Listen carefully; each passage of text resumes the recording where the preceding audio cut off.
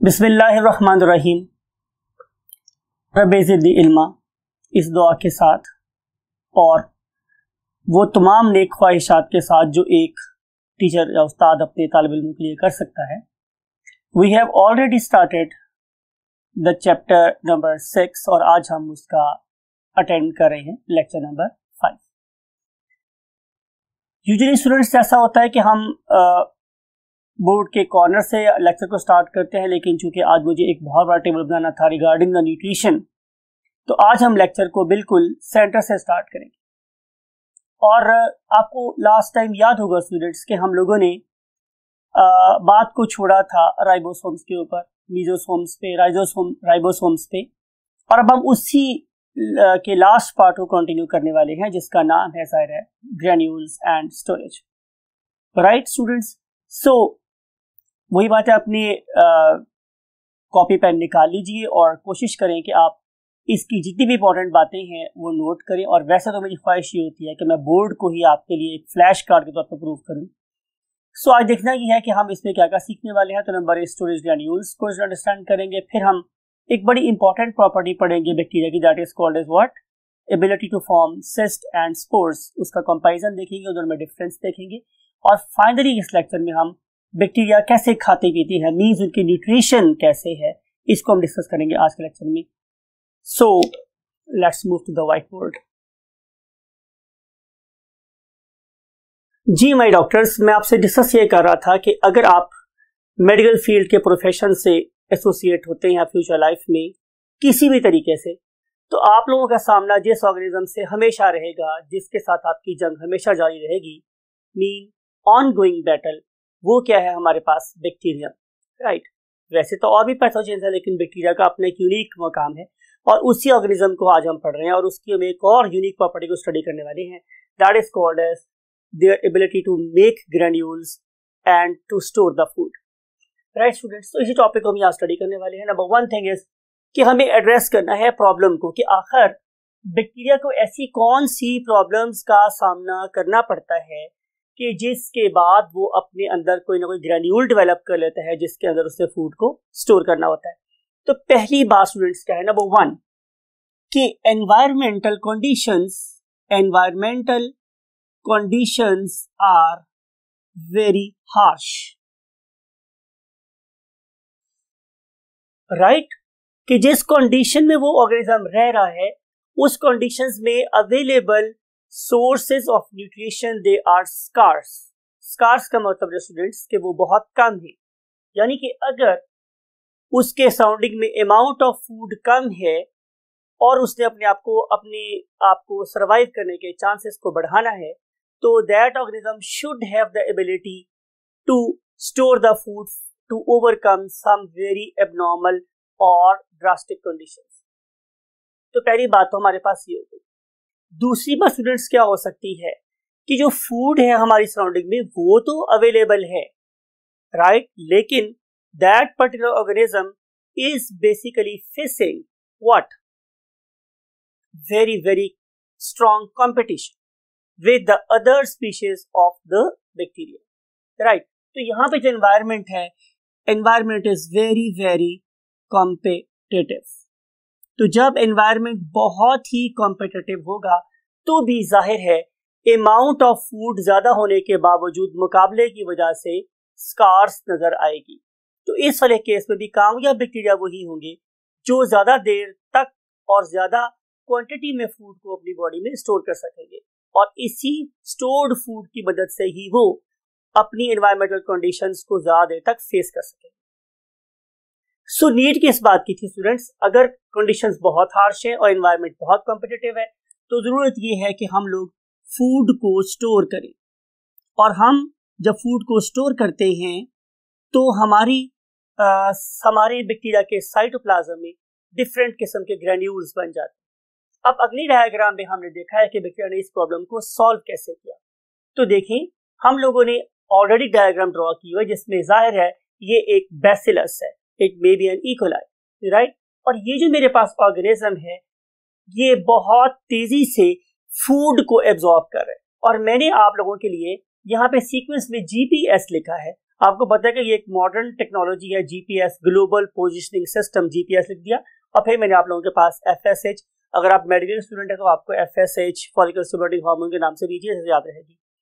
So let's see कि basically ये जी का मतलब क्या है स्टूडेंट्स। तो यहाँ पे जो जी का मतलब है student, it stands for glycogen. और आपको ये बात पता है स्टूडेंट्स कि जब भी ग्लाइकोजन स्टोर होता है और उसमें हम आयोडीन टेस्ट लगाते हैं तो वो रेड शो करता है, इसलिए मैंने इसको रेड से लिखा हुआ है। फिर उसके बाद जो चीज हमारे पास स्टूडेंट्स है दैट इज बेसिकली फॉस्फेट्स। तो जितनी भी ऑर्गेनिजम्स हैं, बैक्टीरिया हैं, उनमें ये एबिलिटी पाई जाती है कि वो at the specific time they में accumulate phosphates in their what body, and then they may have the ability to store what sulphates और इट्स अदर फॉर्म, जिसको हम लोग डिफरेंट न्यूट्रिशन में स्टडी करेंगे। और फिर ये जो मैंने एफ लिखा है इसका मतलब है फैट्स, कि ये वाले ऑर्गेनिज्म फैट्स को भी स्टोर कर सकते हैं in their body, right students. और एंड एस से बाद मेरे पास स्टूडेंट्स क्या हो सकती है, सिंपल सल्फर। और इस एबिलिटी की बुनियाद पर डिफरेंट किस्म के बैक्टीरिया को कलर इंपार्ट होगा। और अगली लास्ट पॉइंट पे देखिए मैंने क्या किया हुआ है आप लोगों के लिए, कि मैंने एक सेपरेट कॉलम बनाया जिसपे मैंने वर्ड लिखा है एक्सक्रीशन, और उसके साथ मैंने एक ब्लैक एरो के साथ out signal, out arrow draw किया हुआ है। इसका मतलब ये है कि अगर बैक्टीरिया किसी बड़े कॉम्पिटिटिव एनवायरनमेंट में रह रहा है, मिसाल के तौर पे कि ये वाला ऑर्गेनिज्म किसी बहुत ज्यादा स्ट्रॉन्ग टॉक्सिक सब्सटेंस को फेस कर रहा है, ये टॉक्सिक सब्सटेंस कोई केमिकल एजेंट भी हो सकता है और कोई ना कोई हैवी मेटल भी हो सकता है। अब ये टॉक्सिक एजेंट और हैवी मेटल्स दोनों ही बैक्टीरियल मेटाबॉलिज्म के लिए क्या हो सकते हैं, हार्मफुल हो सकते हैं। तो बैक्टीरिया ने क्या डेवलप की, एक ऐसी टेक्निक कि जिसके जरिए से वो मोर टॉक्सिक सब्सटेंस को मोर टॉक्सिक एनवायरनमेंट में एक्सक्रीट आउट कर सकता है। हेंस उस पर्टिकुलर ऑर्गेनिज्म के उस पर्टिकुलर एनवायरनमेंट में सरवाइव करने के चांसेस बढ़ जाएंगे। तो most of the heavy metal के केस में बैक्टीरिया उसको अपनी बॉडी से एक्सक्रीट आउट करके हाइपोटोनिक एनवायरनमेंट से हाइपरटोनिक एनवायरनमेंट में एक्सक्रीट करके अपने सर्वाइवल रेट को क्या कर लेते हैं, बढ़ा लेते हैं। जी डॉक्टर्स, हम शुरू करने वाले हैं बैक्टीरिया की एक और ability, that is to make spores and cysts. और स्टूडेंट्स, आप लोगों की बुक के पैटर्न को फॉलो करते हुए मैंने वो सारी चीजें यहाँ पे उसी तरतीब से लिखी हैं ताकि आपको बुक को पढ़ने में, अंडरस्टैंड करने में प्रॉब्लम हरगिज ना हो और आपका कॉन्सेप्ट एनहांस हो। सो यहाँ पे हम स्टडी कर रहे हैं उसकी पहली प्रॉपर्टी की, few bacteria they have the ability to make spores. अब उसमें सबसे पहली बात जो बुक में लिखी हुई है जो बड़ी इंपॉर्टेंट है वो कि स्पोर्स बनते कहाँ हैं। तो देखिए डायग्राम को, ये मैंने ड्रॉ किया है एक bacterium, something like it, you can understand कि ये एक कोकस बैक्टीरियम है, राइट। और इस कोकस बैक्टीरियम के बाहर मैंने एक बहुत ही थिक सा क्या बना दिया स्टूडेंट, कोट डेवलप कर दिया है, समथिंग लाइक इट। आपको पता है कोट हम हमेशा बाहर पहनते हैं, जैसे कि आप अपने तमाम टीचर्स को देख रहे हैं कि वो बिल्कुल क्या पहन रहे हैं, कोट। तो कोट हमेशा बाहर पहना जाता है। तो एक ऐसा स्ट्रक्चर जो कहां प्रेजेंट है, बैक्टीरिया की बॉडी के बाहर, और उससे प्रोटेक्शन प्रोवाइड कर रहा है, इसे हम लोग नाम देते हैं एक्सोस्पोर। इसका मतलब ये हुआ स्टूडेंट्स के स्पोर ऐसे भी हो सकते हैं जो इस पर्टिकुलर ऑर्गेनिज्म के वेजिटेटिव सेल से बाहर बने, तो वो कहलाएंगे एक्सोस्पोर।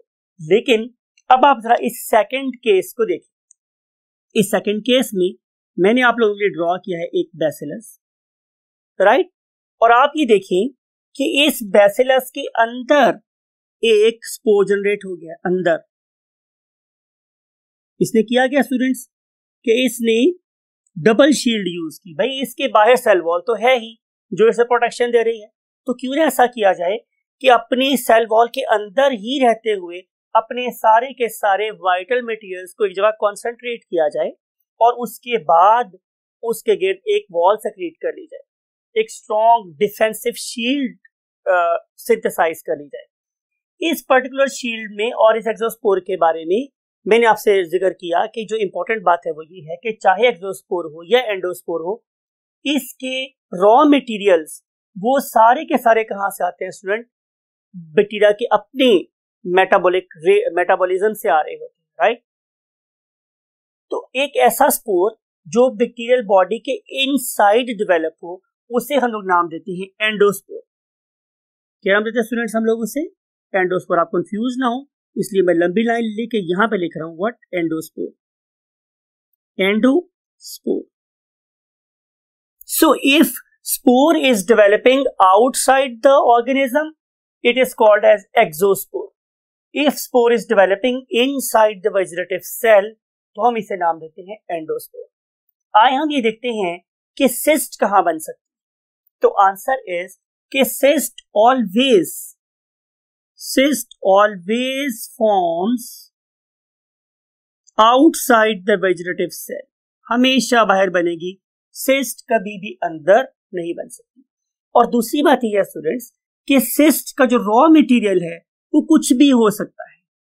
इट सीम्स कि जैसा ये वाला बैक्टीरियम कोई गमी स्ट्रक्चर अपनी बाहर रिलीज कर रहा है और फिर जब ये एक्टिवेट होगा ये वाला सिस्टम, तो सराउंडिंग में जो भी चीज होगी वो शायद इसके पास आके अटैच हो सकती है और इसको हार्ड बना सकती है। इसका मतलब ये है कि इसके लिए जो रॉ मटेरियल रिक्वायर्ड है वो सारे का सारा जरूरी नहीं है कि उसके अपनी मेटाबॉलिज्म से आए, सराउंडिंग वाली चीजें भी उससे आके अटैच हो सकती है।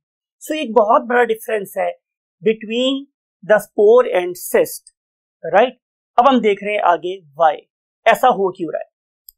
अगेन वो ये बात है स्टूडेंट्स कि आप लोगों के पास एक फ्लास्क थी, उस फ्लास्क में मैंने क्या किया, से मैंने 10 ml न्यूट्रिएंट ब्रॉथ डाल दिया। अब उस 10 ml न्यूट्रिएंट ब्रॉथ के अंदर जब मैंने बैक्टीरिया को ग्रो करना शुरू किया तो स्टूडेंट्स क्या हुआ, इस पर्टिकुलर बैक्टीरिया ने अपने नंबर को इंक्रीज करना शुरू किया। फिर एक टाइम ऐसा आया कि जब हमारे पास न्यूट्रिएंट्स क्या हो गए, कम होना शुरू हो गए, राइट। तो ये क्या करेगा, ये अपने आप को डिफेंसिव मोड के अंदर ले जाएगा, राइट। और ये वेट करेगा कि ये वाली लेस न्यूट्रिएंट्स वाली कंडीशंस कब ओवरकम हो, राइट। तो इसका मतलब ये है, वाई का आंसर ये है कि टू ओवरकम ड्रास्टिक कंडीशंस, यानी कि आपने यही वाली बात यहां भी लिख देनी है कि यहां पे भी लॉजिक यही है कि to overcome drastic environmental conditions,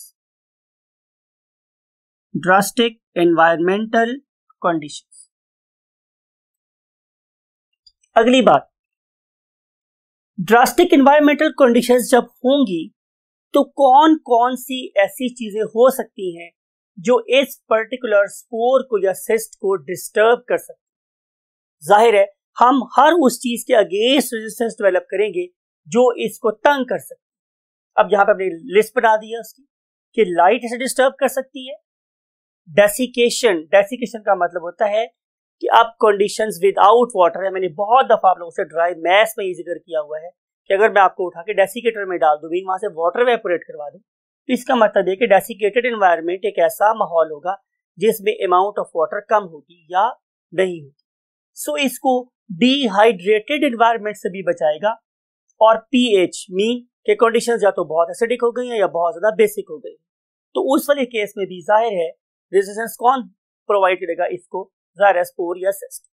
अब आपने जरा बात को गौर से सुनना है और याद करना है कि जो काम स्पोर कर रहा है वही काम सिस्ट भी कर रही है, यानी कि लाइट से प्रोटेक्शन ये भी दे रहा है, डेसिकेशन से प्रोटेक्शन ये भी दे रहा है, राइट। पीएच से रेजिस्टेंस ये प्रोवाइड कर रहा है। तो फिर स्पोर और सिस्ट में फर्क क्या है स्टूडेंट? मैंने डेलिबरेटली इस पॉइंट को लास्ट पे लिखा है और मैंने यहां पे एक स्टार ड्रॉ किया है और इसके ऊपर इंपॉर्टेंट लिख दिया है बिकॉज कि ये आप लोगों को वो डिफरेंस बता सकता है जो आप लोगों को एक नंबर दे जाए और मेडिकल कॉलेज में ले जाए। सो इंपॉर्टेंट क्या है स्टूडेंट्स कि जो हमारे स्पोर्स हैं वो हीट रेजिस्टेंट होते हैं, वो बहुत हाई टेम्परेचर और बहुत लो टेम्परेचर से इन्हें सेफ्टी देंगे, but cyst can not do it. Cyst ऐसा नहीं कर सकती। तो इसके बारे में मैं ब्लैक से एक वर्ड आप लोग लिख रहा हूं कि cysts are not heat resistant, ये हीट रेजिस्टेंट नहीं होती। Cysts are not heat resistant, इसका मतलब ये गर्म करूंगा तो ये वाले ऑर्गेनिज्म मर जाएंगे। एडवांटेज क्या है? एडवांटेज स्टूडेंट्स ये है कि जो ही कंडीशंस कैसी होगी, ड्रास्टिक से नॉर्मल होंगी, तो दे विल जर्मिनेट अगेन, तो ये दोबारा से जर्मिनेट होंगे और दोबारा से जर्मिनेट होके क्या बनाएंगे? जाहिर है स्टूडेंट्स, वेजिटेटिव सेल्स, उसके नॉर्मल बॉडी सेल्स बनाना शुरू कर, राइट। तो ये एडवांटेज जाहिर है यहां भी present, right. So these are the few technical points and comparisons between the spores and the cyst। और अब हम लोग मूव करते हैं इस लेक्चर के लास्ट सेगमेंट की तरफ, जो कि हम लोगों ने अपने राइट पे लिख रखा है, that is called as what? Nutrition in bacteria.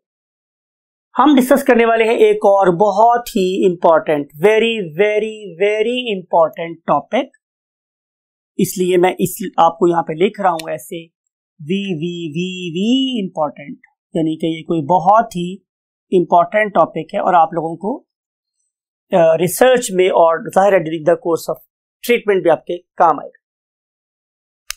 Bacteria दो तरह के हो सकते हैं। नंबर एक, ऑटोट्रॉफ्स। याद रखना स्टूडेंट्स कि जहां भी वर्ड आएगा ऑटो, इस पर्टिकुलर वर्ड का मतलब है सेल्फ। इसका क्या मतलब है स्टूडेंट्स? सेल्फ। मैंने जान के इसको स्प्लिट फॉर्म में लिखा है, ब्रोकन फॉर्म में लिखा है कि ऑटो का मतलब है सेल्फ और ट्रॉफ का मतलब होता है फूड, यानी कि ऐसे ऑर्गेनिज्म जो अपनी फूड खुद बना सकते हो, उन्हें हम लोग क्या नाम देते हैं? Autotrophs. Auto means self, troph means food. अब जो ऑटोट्रॉफ्स है स्टूडेंट्स, उसकी you are looking over here कि इसकी मैंने दो टाइप्स ड्रॉ की हैं आप लोगों के सामने, इसको मैंने बाइफरकेट कर दिया ऑटोट्रॉफ्स को। तो एक में लिखा हुआ है मैंने स्टूडेंट्स क्या? Photo autotrophs. फोटो का मतलब होता है व्हाट? लाइट। फोटो का मतलब स्टूडेंट्स क्या होता है? Light, right. तो हम यहाँ पे फिर लगा रहे हैं कि फोटो का मतलब है लाइट और ऑटो का मतलब सेल्फ, ट्रॉफ का मतलब फूड, यानी कि ये ऐसे ऑर्गेनिज्म हैं जो सनलाइट की प्रेजेंस में अपनी फूड खुद बना सकते हैं, तो क्या कहलाएंगे? Photo autotrophs, right. सवाल ये है कि ये वाला काम पौधे भी कर रहे हैं, वो ऐसा क्यों कर लेते हैं? क्योंकि उनके पास एक क्लोरोफिल है। तो भाई कॉमन सेंस, इन वाले ऑर्गेनिज्म के पास भी क्या प्रेजेंट है? एक अदद क्लोरोफिल। यहां पर भी प्रेजेंट है क्लोरोफिल। लेकिन याद रखने वाली बात यह है कि बैक्टीरियल क्लोरोफिल यूकैरियोटिक क्लोरोफिल से डिफरेंट होता है, ठीक है। इट इज डिफरेंट, डिफरेंस है बिल्कुल। किससे? यूकैरियोटिक क्लोरोफिल से या प्लांट के क्लोरोफिल से ये डेफिनेटली क्या होता है? डिफरेंट होता है। अब ये डिफरेंस क्या है, ये हम जब फोटोसिंथेसिस टॉपिक पढ़ेंगे न्यूट्रिशन वाले टॉपिक में, तो हम इसको डिटेल में डिस्कस करेंगे, क्योंकि वहां पे हम लोग क्लोरोफिल का पूरा स्ट्रक्चर पढ़ेंगे और फिर आपको वहां पे स्ट्रक्चर के कंपैरिजन में बताएंगे कि how bacterial chlorophyll is molecularly different from chlorophyll of the plants and animals, sorry from the plants. You know very well कि एनिमल्स में क्लोरोफिल एग्जिस्ट नहीं करता। लोकेशन, सवाल यह है कि बैक्टीरिया में क्लोरोफिल कहां लोकेट करता है? तो आंसर इज कि अनलाइक यूकैरियोट्स, वहां पे आपको पता है कि उस वाले केस में क्लोरोफिल बिल्कुल डबल मेम्ब्रेन बाउंडेड स्ट्रक्चर में प्रेजेंट था, जिसे हम नाम देते थे क्या? Chloroplast, right. ये जिसे प्लास्टेड्स बोलते थे, आपने पढ़ रखा है चैप्टर नंबर 4 में। तो ये इस वाले केस में ऐसा नहीं है, ये तो बिल्कुल उसके साइटोप्लाज्म में ही डिसॉल्व्ड है, राइट। तो यहां पे आप लोगों ने ये वाला वर्ड इंपॉर्टेंट याद करना है कि it is dissolved and free distributed in the cytoplasm of the bacterial body. अब अगर ऐसा है तो ये वाले बैक्टीरिया जाहिर है कोई फोटोसिंथेसिस जैसा प्रोसेस ही कर रहे होंगे। आए उसको हम इक्वेशन से समझते हैं। नॉर्मल केसेस में क्या होता है students, you know very well कि हम ये बात करते हैं कि CO2 रिएक्ट करती है वाटर के साथ, ही मैं प्लांट की बात कर रहा हूं, तो क्या होगा स्टूडेंट्स, यहाँ पे प्रोड्यूस हो जाएगा यानी कि CnH2ON। बिल्कुल 100% आप लोगों ने सही पहचाना है, ये बनेगा मेरे पास कार्बोहाइड्रेट और रिलीज हो जाएगी यहाँ पर क्या, ऑक्सीजन। राइट, इस वाले केस में मींस बैक्टीरिया के केस में ऐसा नहीं हो रहा।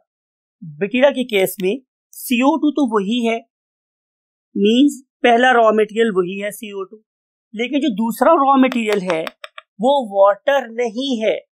अब जरा गौर से देखिए, मैंने यहाँ पर टैप जान के किया था आपको, ताकि आपको बात समझ आ जाए कि जो डिफरेंस है basically it is lying over here, यहाँ डिफरेंस है इस पॉइंट पे, राइट। और यहाँ पे इस्तेमाल हो रही है एक और सबस्ट्रेट, एक और raw material that is called as H2S, और उसके रिजल्ट में अब क्या प्रोड्यूस होगा, जाहिर है वही पुरानी चीज, means carbohydrates, means your carbohydrate like substance. लेकिन अब ऑक्सीजन प्रोड्यूस नहीं होगी, बल्कि ऑक्सीजन की बजाय यहाँ पे सल्फर प्रोड्यूस होगी। तो इस किस्म के बैक्टीरिया जो सल्फर प्रोड्यूस करते हैं right during the course of their photo autotrophism, उन्हें हम बोलते हैं सल्फर बैक्टीरिया। और हमारे पास आप लोगों की बुक में 3 एग्जाम्पल्स लिखी हुई हैं, किसकी, सल्फर बैक्टीरिया की। उस बुक कौन सी एग्जाम्पल है स्टूडेंट मेरे पास, number 1 is sulphur bacteria, right. Bacteria का वर्ड आप लोग खुद लिख सकते हैं आई होप। और दूसरी है मेरे पास सल्फर पर्पल बैक्टीरिया, राइट। और जो मेरे पास थर्ड किस्म में बैक्टीरिया है वो sulphur non purple bacteria, sulphur non purple bacteria. तो ये तीनों की तीनों examples being sulphur, sulphur purple और सल्फर नॉन पर्पल बैक्टीरिया आपने तीनों याद कर ली। वैसे तो इंटरेस्टिंग बात यह है कि आप ये 3 नाम लेके किसी से टंग ट्विस्टर भी खेल सकते हैं, राइट, बिकॉज कि मैंने भी बड़ी मुश्किल से ये 3 नाम जुबान पे चढ़ाए, राइट। अब हम चलते हैं इसकी नेक्स्ट टाइप की तरफ, that is called as chemo autotrophs. आपको नाम इंडिकेट कर रहा है स्टूडेंट्स कि इस वाले केस में organisms will use what, certain chemicals to make their own food. और जाहिर है ये जो मेरे पास केमिकल्स हैं वो कैसे हैं, इनऑर्गेनिक। इंपॉर्टेंट बात यह है स्टूडेंट्स कि हम यहाँ पे जो केमिकल्स यूज कर रहे हैं वो सारे के सारे कैसे हैं, इनऑर्गेनिक, राइट। फॉर एग्जाम्पल हम जैसे यहाँ पे लिखा हुआ है कि हम नाइट्रोजन को यूज कर सकते हैं, हम लोग सल्फर को यूज कर सकते हैं, और फिर हम लोग क्या यूज कर सकते हैं, आयरन, और इस तरह की बहुत सी चीजें, राइट। बहरहाल ये क्या है, इनऑर्गेनिक सब्सटेंसेस। इनऑर्गेनिक सब्सटेंसेस के जरिए से हमने समझना है कि हम अपनी फूड या एनर्जी कैसे प्रोवाइड कर सकते हैं या कैसे गेन कर सकते हैं। तो उसी के लिए मैंने ये वर्ड लिखा था, हाउ। तो answer is by means of oxidation. मैं इनऑर्गेनिक सब्सटेंसेस की, मैं इनऑर्गेनिक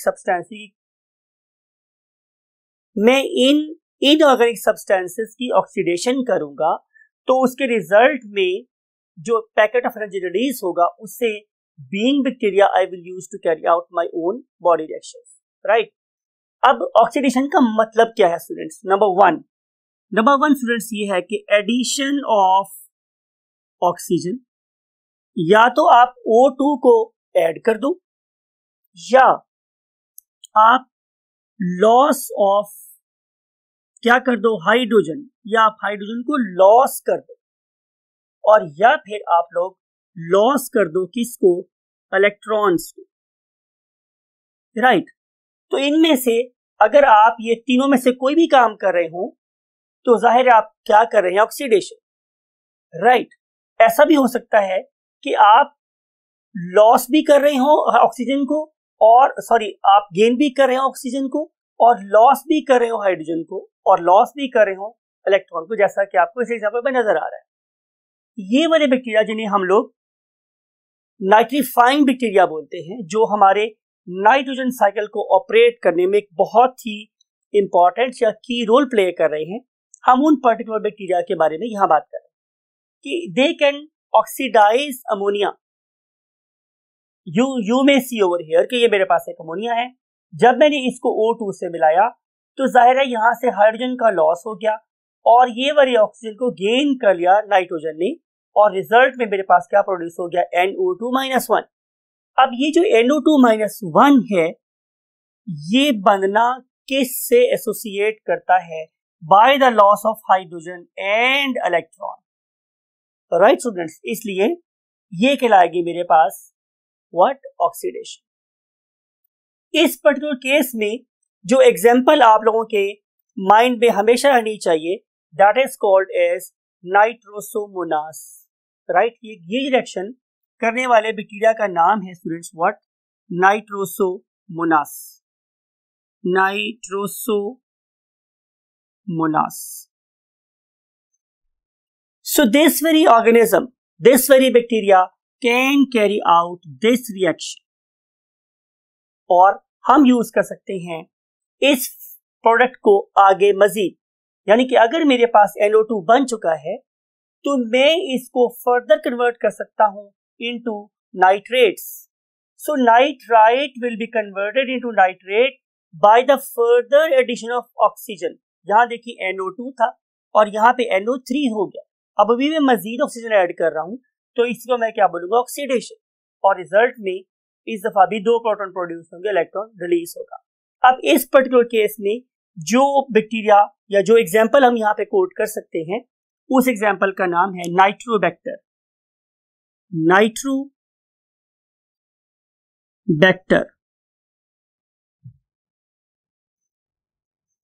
राइट। तो आप लोगों ने इस वाले केस में ये एग्जांपल याद करनी है, nitrobacter. So nitrobacter bacteria is a chemoautotroph that has the ability to convert a nitrite into nitrate and obtain its energy. Next example हमारे पास है सल्फर बैक्टीरिया की। इन सल्फर बैक्टीरिया में क्या एबिलिटी है, गौर से सुनिएगा स्टूडेंट्स। नंबर 1, या तो वो सल्फाइड को कन्वर्ट कर सकते हैं सल्फेट में, you know very well. H2S is basically a gas that is called as hydrogen sulfide gas, और ये वाले बैक्टीरिया इस H2S को यूज करते हैं to carry out its oxidation. Right, तो सल्फर जब ऑक्सीजन से कंबाइन होगी तो क्या बनेगा, जाहिर है SO4, और रिलीज हो जाएगी जाहिर है हाइड्रोजन। राइट, तो ये कहलाएगी मेरे पास what, oxidation of sulphur. Similarly अगर मैं एलिमेंटल सल्फर को कंबाइन कर लूं ऑक्सीजन के साथ तो जाहिर है क्या बन जाएगा, सल्फर डाइऑक्साइड। इस वाले केस में भी हम सल्फर को ऑक्सीजन से मिला रहे हैं, ये भी क्या है, ऑक्सीडेशन, तो क्या बन जाएगा, SO।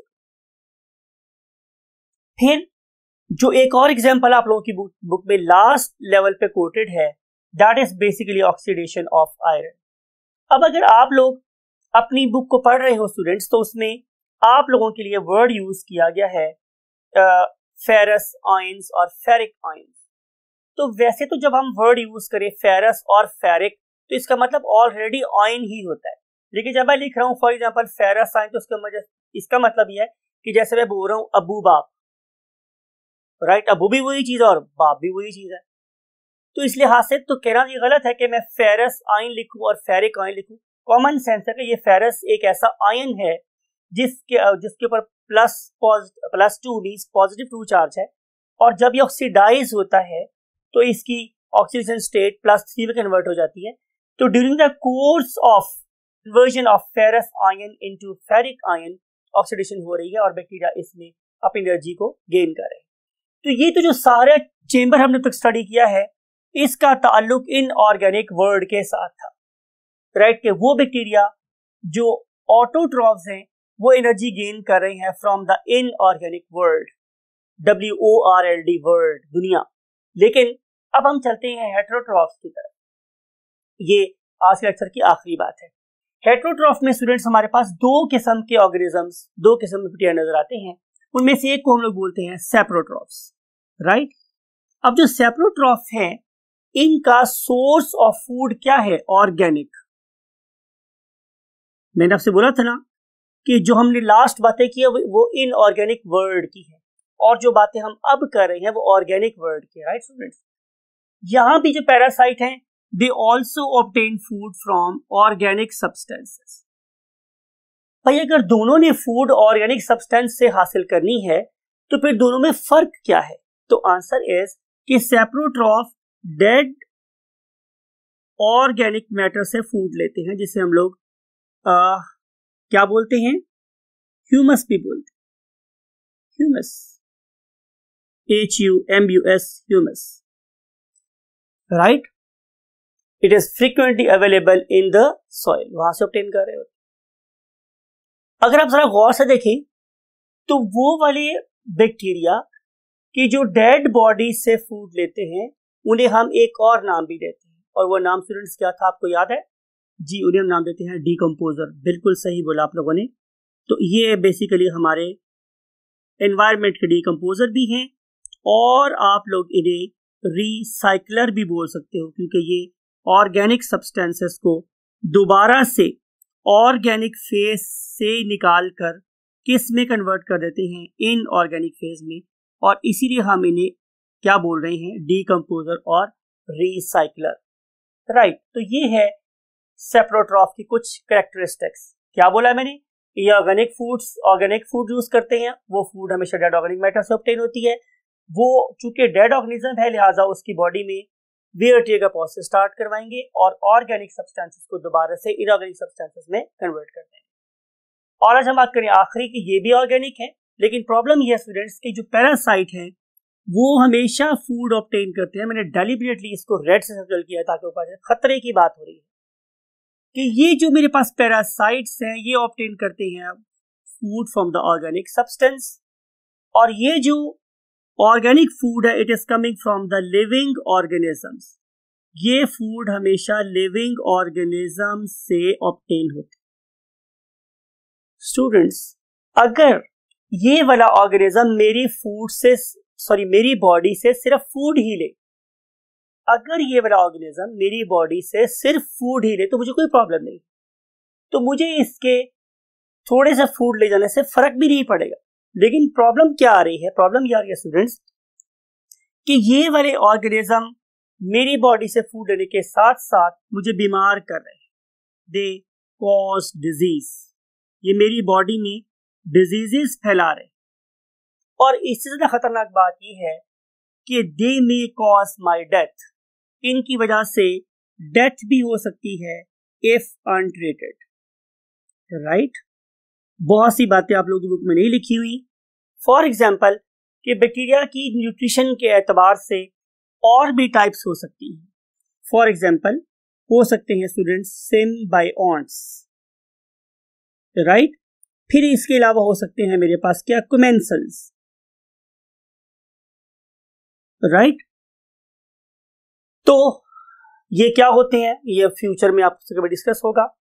इस उम्मीद के साथ कि आप लोगों ने इस पर्टिकुलर लेक्चर से सैर हासिल नॉलेज गेन किया होगा, और आप इसमें से हर एक पॉइंट को हमेशा की तरह बोल रहा हूं कि अपने माइंड में रखें, बिकॉज के कोई पता नहीं वो कौन सा एक नंबर हो सकता है जो आप लोगों को मेडिकल कॉलेज में ले जाए। Take very good care of your self. Bye bye, अल्लाह हाफिज।